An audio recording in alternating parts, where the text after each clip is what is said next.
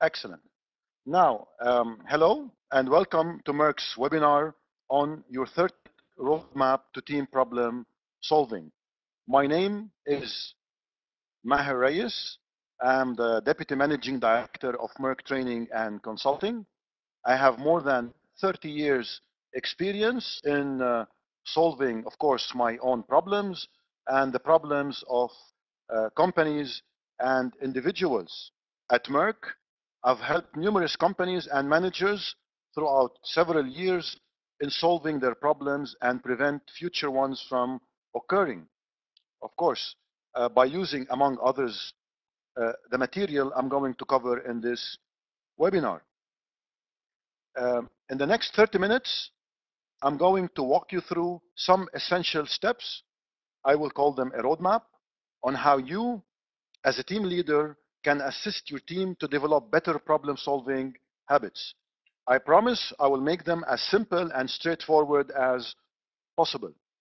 After my presentation, I will open the floor for your questions. However, during the presentation, please feel free to type in your questions into the chat window located on the lower left corner of your screen. At the end of my presentation, I will try to answer all of your questions. Now, let me go over the agenda first. I will first talk about structured problem solving. Then I will discuss the importance of understanding and analyzing problems. Finally, I will talk about leading team problem solving meetings. A team leader should make sure that his or her team are engaged in a focused and straight and structured problem solving process.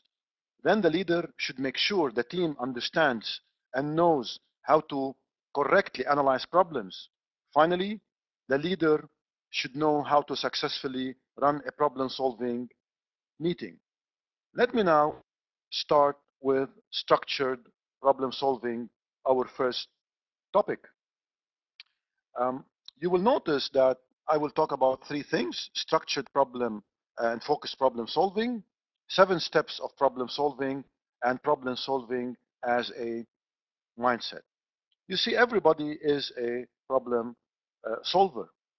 We started solving problems when we were small children, if you remember. Also, we are faced with problems in our daily life. Why then do you think we need training in problem solving? Well, you know, problems can be very complex. Often the facts are not totally dependable. Often we don't have sufficient knowledge or data, all of the contributing factors to effectively address the problem. In these situations, especially if there's a team involved, we need a method with which we can organize and analyze the facts and structure the thought process. This is called structured problem solving. I am sure that many of you had in the past called in your teams for a problem solving meeting. You met, you discussed, you spent 1 hour trying to come up with a solution. Later on, you got tired and frustrated and ended the meeting with no solution. And maybe you adjourned the meeting for the next day. Unfortunately, the next day, the same thing happens, and you don't know why you and your team can't just meet and in one session come up with an optimum solution. Well, maybe the dynamics of your team's problem solving session looks as this slide. Now, what do you notice about this slide? Look at this graph. It has ups and downs, right? Now, the dots or the squares represent the different angles of viewing and discussing the problem at hand. Consider this scenario of a team meeting to discuss a problem. Now, again, this is only a scenario. They sit in the meeting room. They spend 5 or 10 minutes of the meeting by blaming each other. Who's responsible for the problem? It's your fault. No, it's your fault. Then they shift into an action mode. What to do about it? Let's come up with a solution. They start discussing solutions for the next 10 or 15 minutes. Then, unfortunately, the team might go out of the subject and they start discussing non-relevant information for another 10 minutes. And then they go back and start discussing the causes. What made it wrong? After that, they get lost and they start discussing what is the problem? What is wrong here? You see, after 1 hour, everybody is confused and they adjourn the meeting. Now, the only way that your team is able to formulate an optimum solution if this graph was linear. In other words, the whole team is focusing on one angle of the problem at a time. Then the whole team together, they will all shift towards another angle of the problem. What you see on the screen is confusing and it diffuses the brain power of the team. Now, having talked about fusion, let's look at a laser beam as an example. Now, laser is made of what? Anybody knows? Laser is made of what? Please type your answer if you know.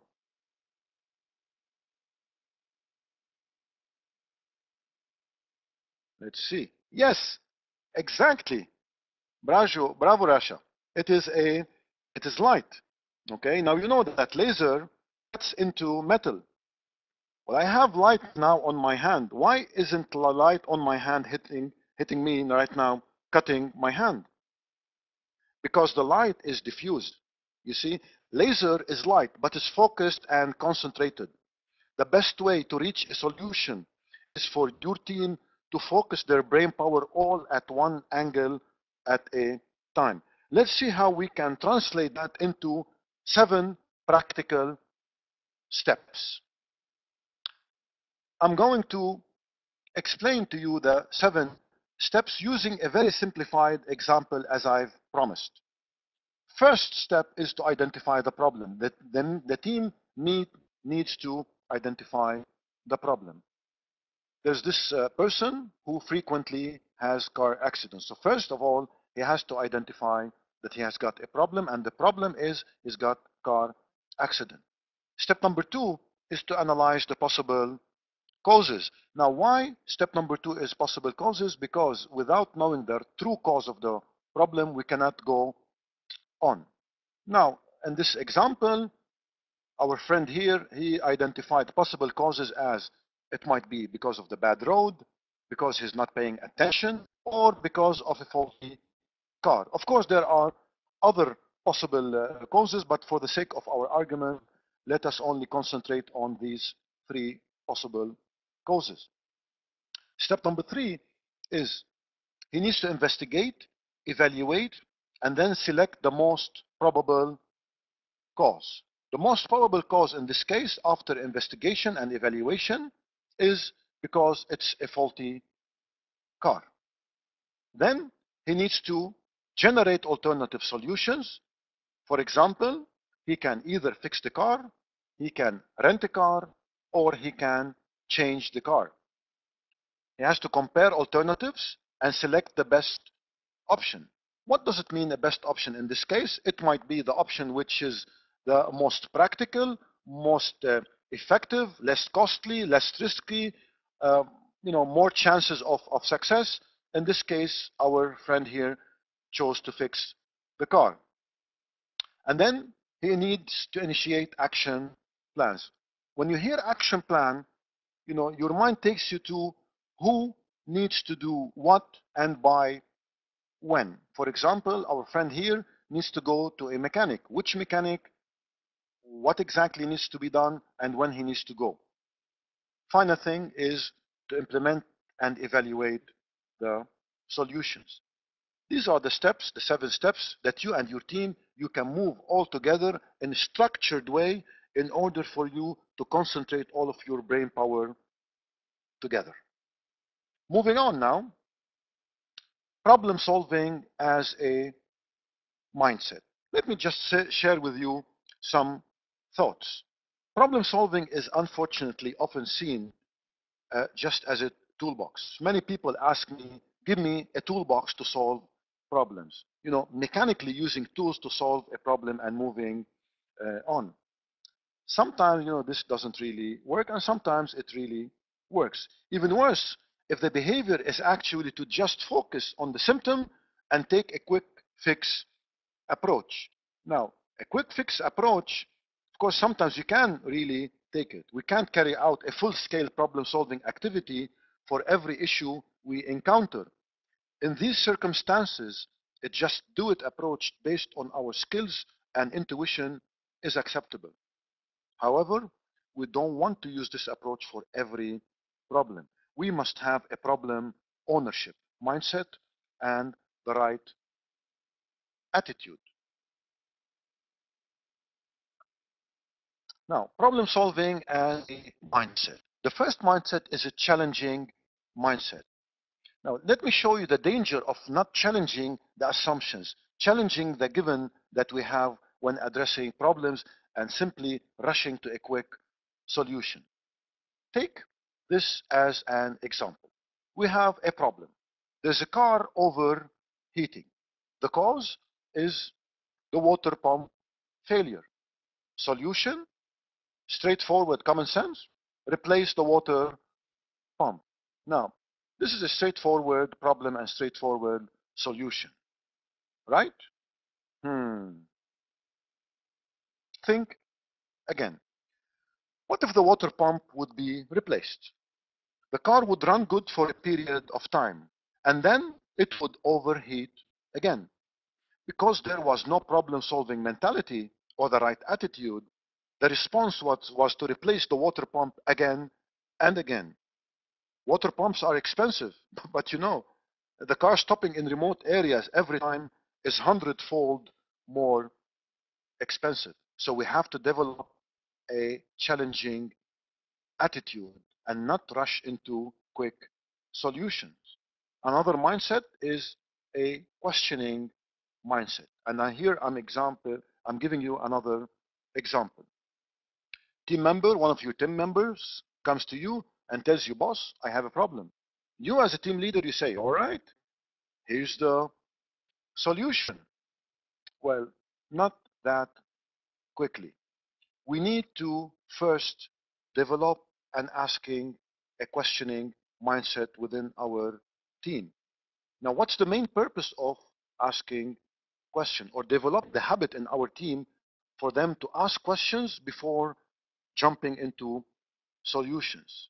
Number one, it raises awareness in the person you are challenging. You want them to discover the answers for themselves. Moreover, your team members now know what they are going to be asked and therefore are able to ask the same things for themselves next time before coming to you.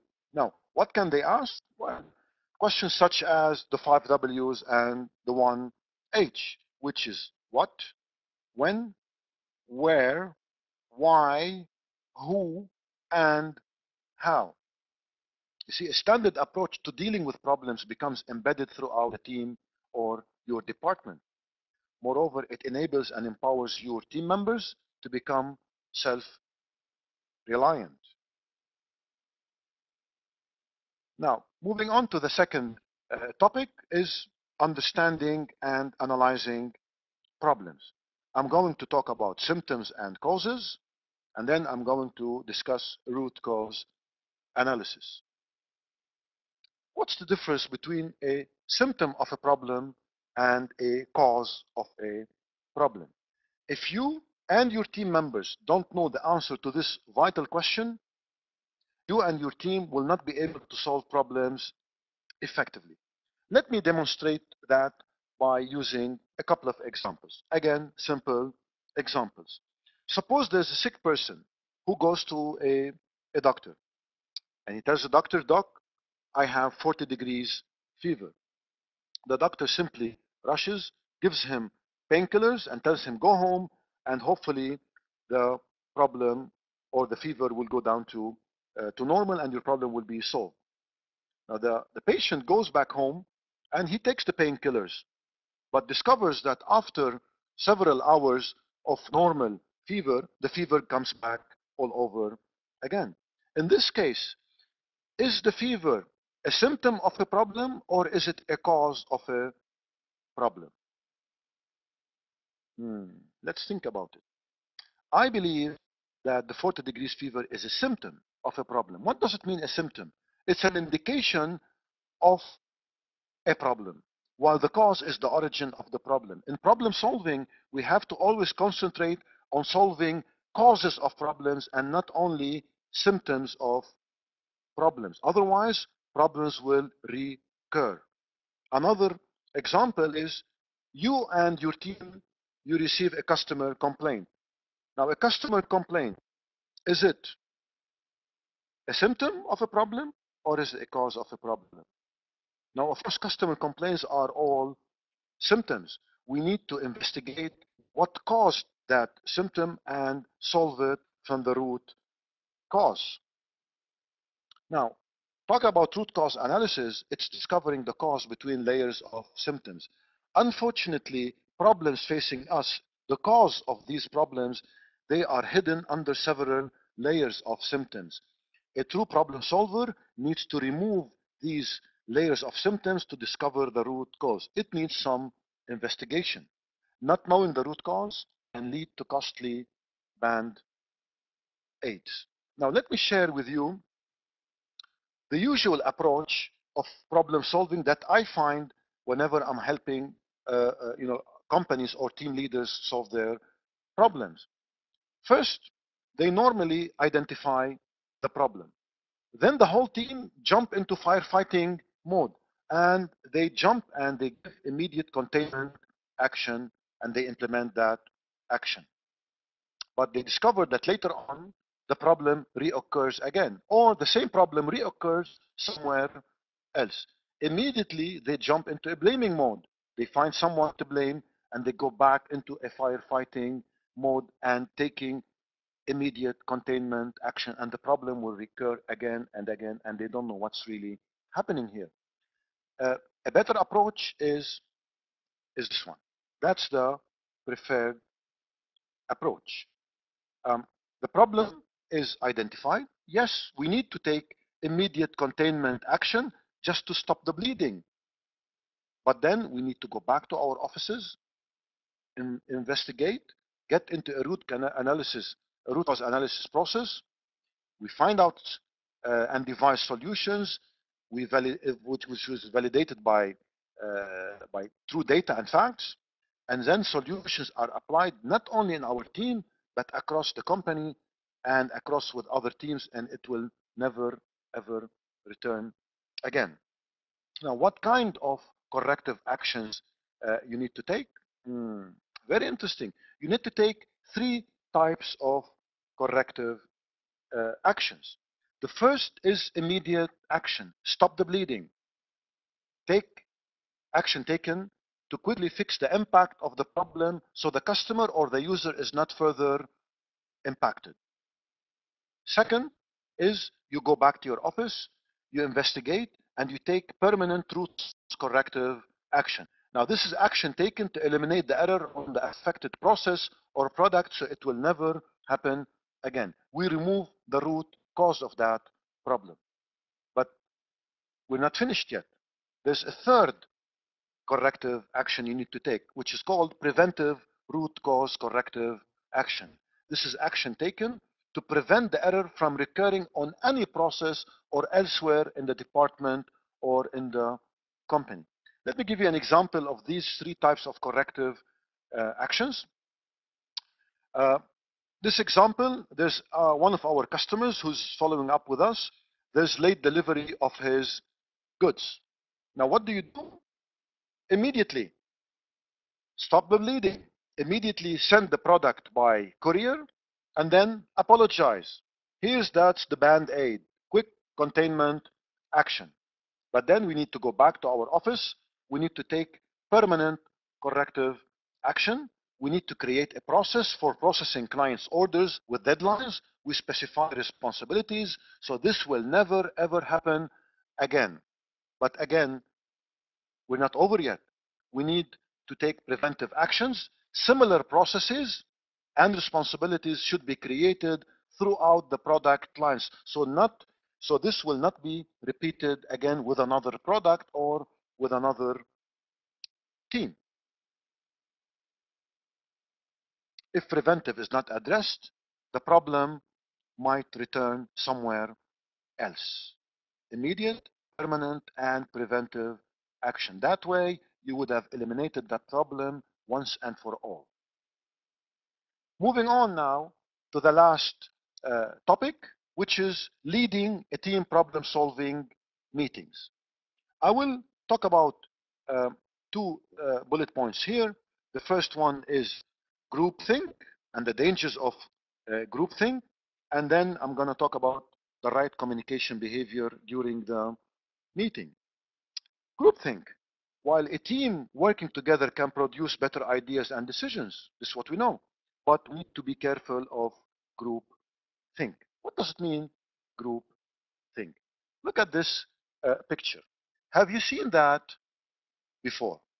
Look at the manager. He's speaking out loudly. He's saying, now that we have consensus, let us review the plan. However, the team members deep inside, they're not speaking it out loud. They're saying, look at the first guy, he's saying, you've got to be joking. The second guy is saying, I knew that he already had a plan. The third lady there, my team will never support it. Fourth, he didn't even listen to a thing I said. The last lady is saying, we never even discuss. But look, they are thinking that deep inside. They're not speaking it loud. Out in the open, they all agreed on a consensus decision in front of the manager, but they do not believe in that decision. Let me show you another picture here. Also, have you ever seen this before? The manager is saying out loud, I knew they would see it my way. So that means during the meeting, out in the open, everybody went into the manager's decision or with the manager's decision. But look what the team members are thinking deep inside. I cannot believe we are going along with this. You see, there's contradiction between what the team members are saying out in the open and what they are truly believing. This is called group think. Groupthink exists when team members give in to pressure to conform with the team, to get along with the team decision, suppressing their own views, ideas, and worries. Now, it happens when too high a price is placed on team consensus and solidarity, which drives out realistic appraisal of alternatives. Now, this is an ideal consensus process versus a group think process. And let me just share with you what is consensus, just in case you don't know what does this word mean. It's when every team member is coming to the meeting not with the same opinion. However, it is when team members they come to the meeting with different opinions um, towards one issue. But after discussion, they will all agree, even not if not fully, on the same opinion or solution. Let's now check out the ideal consensus process versus group group think. I'm talking first about the ideal consensus process here. And now, this is where the team meets, they define the problem, then engage in divergent thinking. They generate ideas, they explore these ideas, they expand. This is why it's called divergent thinking. They will then work these ideas, they manage conflict via discussion and convincing, then start finding common ground and start converging into a solution or a common consensus decision. On the other hand, here in a group think process, the team defines the problem, minimal diverging, minimal discussion, avoidance of conflict, and then they have rapid convergence without debate to reach a hasty decision. Which one of these decisions do you think is the optimum decision or the optimum solution? The one on the top, of course. Okay? Now, the team leader here has a key responsibility in this regards. Ensure that the, the, the team dynamics or the team discussion dynamics is in an ideal consensus process, not in a group think process. I would like to share with you right now an experiment by Solomon Asch, a psychologist. This experiment was done in the 1950s. He asked several participants individually to answer this question. The line on the left matches which line on the right, of course, over several rounds. 100% of participants who took part in this experiment gave the right answer. Of course, in this case, the line on the left matches C, the line C. So 100% of the participants who took part in this experiment gave the right answer when asked individually and alone in a room.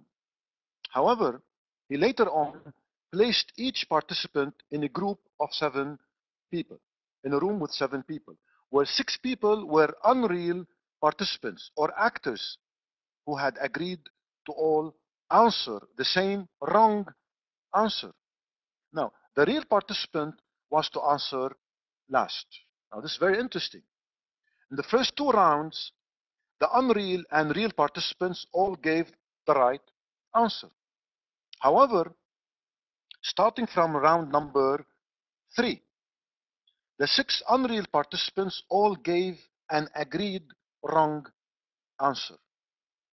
After 7 rounds of different lines and different sizes, 32% of real participants agreed on the wrong answer on all rounds.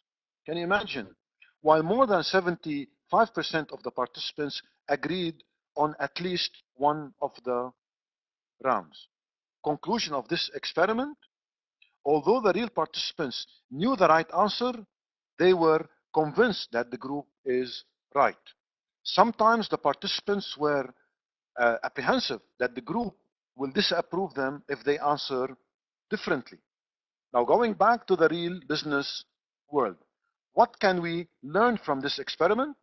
Individuals, though correct, might suppress their views to conform with their teams, which takes us to talk about some reasons of group think. Why group think exists? Um, let's see, individuals have the desire to belong and are afraid of isolation. Maybe the individuals think that the team knows best, or you know what, we need to operate as a unit, or they are afraid of appearing ignorant. But most importantly, one of the reasons for groupthink is because the boss states his or her opinion before the individuals or suppress individuals' opinions. Now, what are some symptoms that your group is experiencing groupthink? Well, if you notice many of your team members don't express their views openly, or there are many yeses, or there's no discussion, or most visibly, if team members discuss their real feelings or doubts outside the meeting in order not to disturb cohesiveness of the team. Now, this is the symptoms of groupthink. Now, I have a poll. I have a survey that I want you please to take. Look at this question that I want to ask you. Does groupthink exist within your team, your department, or your organization? Here I'm giving you 3 options. Is it yes? Is it no? Or is it maybe? Think about it. Yes or no, or you're not sure about it.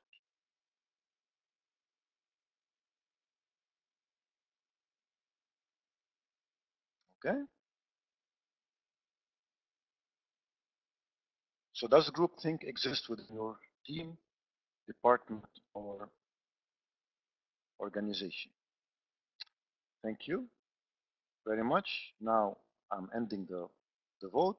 I'm going to share the result with you. You see, majority, they actually does have groupthink within your team and department and organization. Now, moving back to the webinar, avoiding the danger of group think. What can you do as a group or as a team leader to avoid group think? First of all, be aware of group think, detect the symptoms.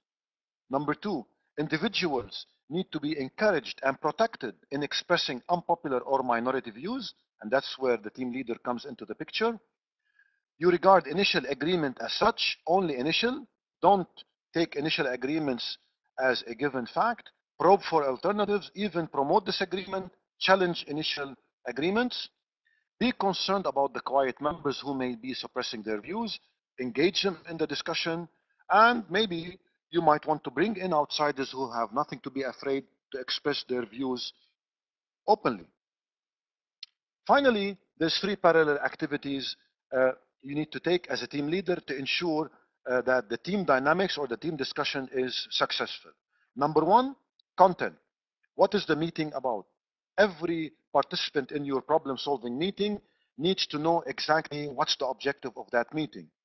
Second one is the right process. You can use the 7 structured steps of problem solving. The third thing is the relationship. How are the members interacting? Now, there are 2 categories of communicating behavior. The first one is the building behavior. This is to be encouraged by the team leader, and it's positive in nature. Building behavior such as inviting team members to give their opinion. And if the team gets stuck, you suggest, for example, you tell them, how about we do this and that? Or by supporting, you say, yes, that's a good idea. Or by pointing out an error in someone's idea, but of course in a positive way, you say, I agree, but let's think more about it, etc., etc., etc. The other behavior is the burying behavior. Now, burying behavior is to be discouraged as it is hostile in nature, and unfortunately, it kills a problem-solving meeting. Burying behaviors such as imposing your ideas on the team, attacking other teams' ideas, or dominating. For example, you tell the team members, I know better than you, or you say statements such as, it will never work, or why fix it if it's not broken. This has to be discouraged. You see, team leaders must guide the discussions, facilitate the exchange of information, and confirm a consensus agreement on decisions and solutions. Now that I concluded my webinar, let me go over what I covered with you in the past 30 minutes or so. First, I discussed structured problem solving. Then I talked about understanding and analyzing problems and its importance. And the last thing was leading a team problem solving meeting.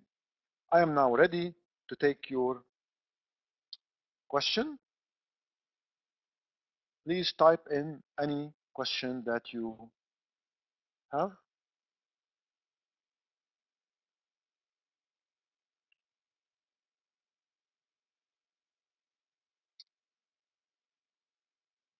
Now here there's Mr. Abdullah saying problems usually arise due to bad luck.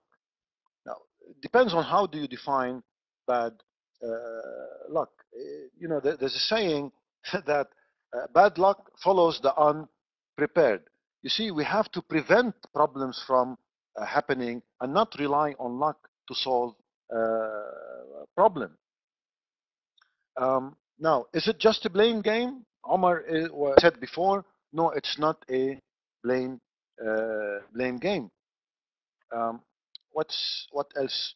I'm going back now to the question that now, what is your recommendation for an attitude problem in a team? Of course, it has to be. You have to promote positive attitude, meaning a can-do attitude. We can solve most of our problems. Number one. Number two is the questioning attitude. Don't let your team members just rush into quick solutions. Let them engage in a structured problem solving mode and um, into a root cause analysis. Yet they have to develop a habit of solving problems from the cause and not rush into band aids.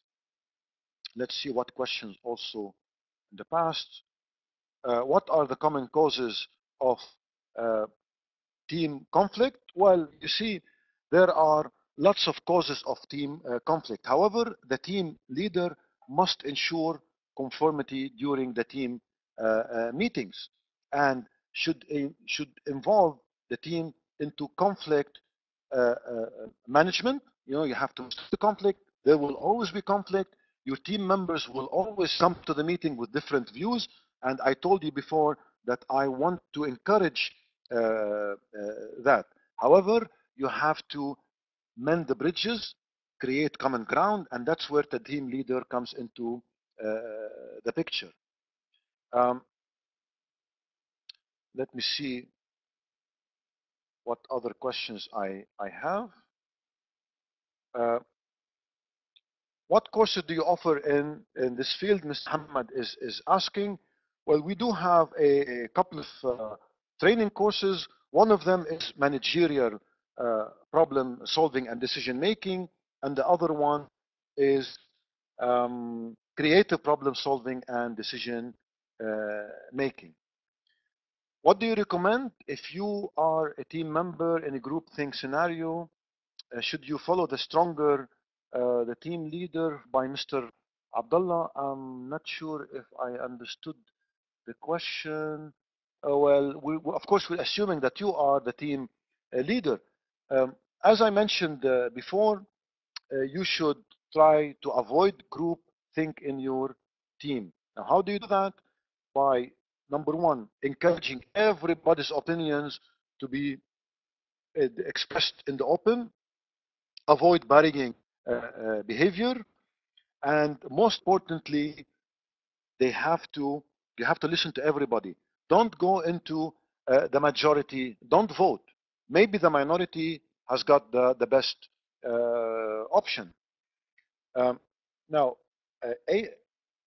Amy is asking, what's the difference between groupthink versus brain storming? You know, if you think about it, groupthink is the opposite of brainstorming.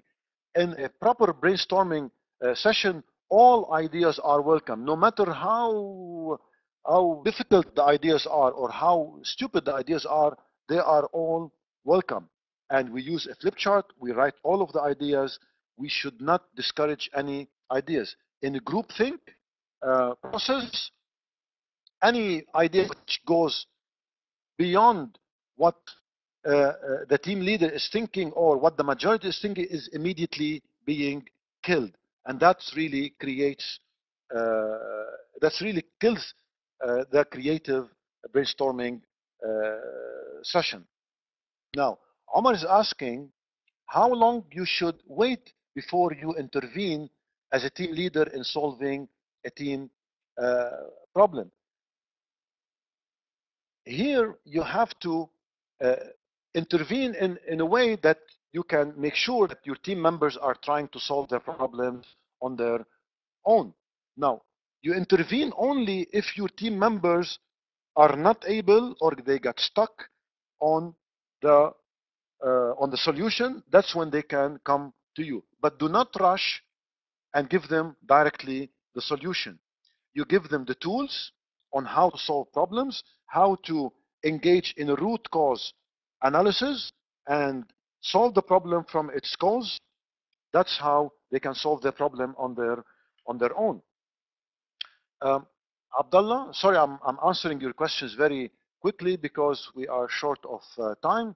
Now, Abdullah is asking, is there any condition that should be considered in a meeting environment, such as standing on foot meeting or seating meeting? Does that affect the problem solving efficiency? I don't see a problem with having the problems, solving the problem standing or or seating. However, Amy's question before, she discussed brainstorming. If you are now brainstorming possible causes of a problem or possible solutions of a problem, it's better to do it on a flip chart. That way, the whole team can look at the ideas being generated and can build on each other's ideas. That's why at least one person should be standing and writing all of these ideas on a flip chart. The rest of the group can be seated. Yes. Let's see what else. Can we access this webinar slides in the future? Yes, you can access it on next week. We're going to post it on the Meirc site, and you can click on that link, and it will take you to our webinar. So this webinar will be on our Meirc website for some time.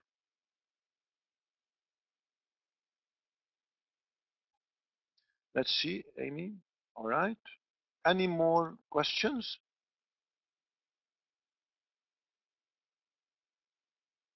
All right. Thank you, Abdullah. I hope you benefited, and I hope you enjoyed that webinar as much as I enjoyed it. Thank you, George.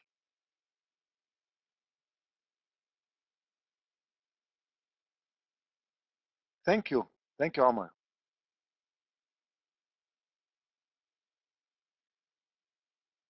Now, the courses we will offer in this field, we will send them to you by email once the recording is on the Meirc website. So you will receive an email of what courses do we offer in this field. Thank you, Omar. Thank you, George. Thank you, everybody. Okay, now thank you for taking part in this webinar. If you want more details about numerous tools and techniques which will help you solve your team's problems and assist your team in making the optimum decisions, please do join Meirc's problem solving and decision making programs and other self-development programs. You can find all of these details on our website, which is meirc.com. Thank you. It's my pleasure. So bye for now, and good luck in your team problem solving efforts. When is my next course on the same subject? Please log to meirc.com, meirc.com. Let me just type it. meirc.com. That's our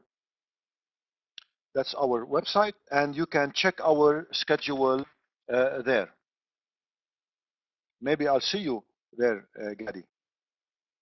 Thank you very much, and bye for now.